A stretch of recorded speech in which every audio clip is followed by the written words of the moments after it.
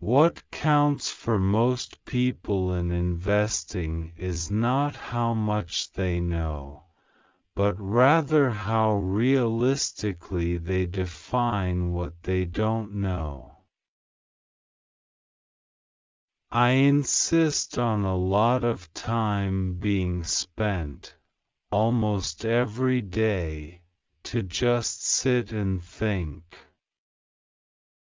That is very uncommon in American business. I read and think. So I do more reading and thinking, and make less impulse decisions than most people in business. It is not necessary to do extraordinary things to get extraordinary results. An investor should act as though he had a lifetime decision card with just 20 punches on it. Opportunities come infrequently. When it rains gold, put out the bucket, not the thimble. You do things when the opportunities come along. I've had periods in my life when I've had a bundle of ideas come along, and I've had long dry spells. If I get an idea next week, I'll do something. If not, I won't do a damn thing. Buy a stock the way you would buy a house.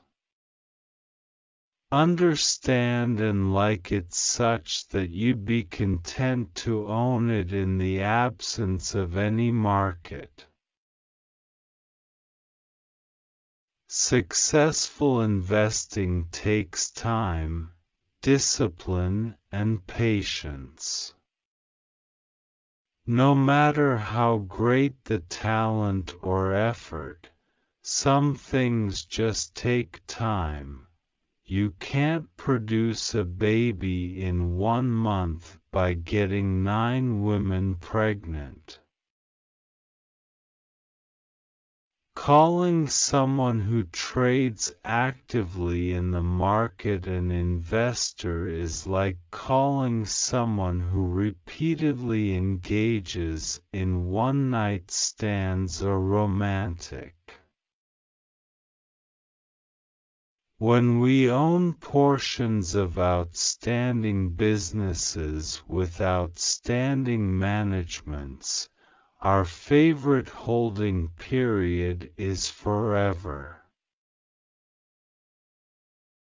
If you aren't willing to own a stock for 10 years, don't even think about owning it for 10 minutes. Only buy something that you'd be perfectly happy to hold if the market shut down for 10 years. I never attempt to make money on the stock market. I buy on the assumption that they could close the market the next day and not reopen it for 5 years. The most important quality for an investor is temperament, not intellect.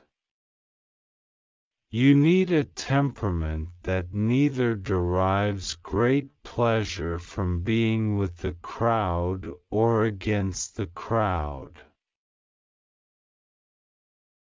The key to investing is not assessing how much an industry is going to affect society, or how much it will grow, but rather determining the competitive advantage of any given company and, above all, the durability of that advantage.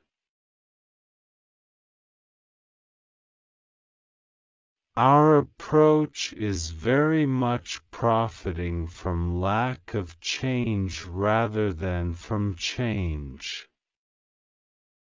With Wrigley chewing gum, it's the lack of change that appeals to me. For the investor, a too high purchase price for the stock of an excellent company can undo the effects of a subsequent decade of favorable business developments. The best thing that happens to us is when a great company gets into temporary trouble that we want to buy them when they're on the operating table.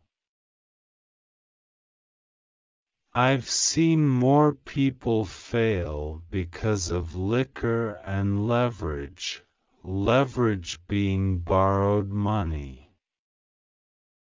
You really don't need leverage in this world much. If you're smart, you're going to make a lot of money without borrowing. Forecasts may tell you a great deal about the forecaster. They tell you nothing about the future.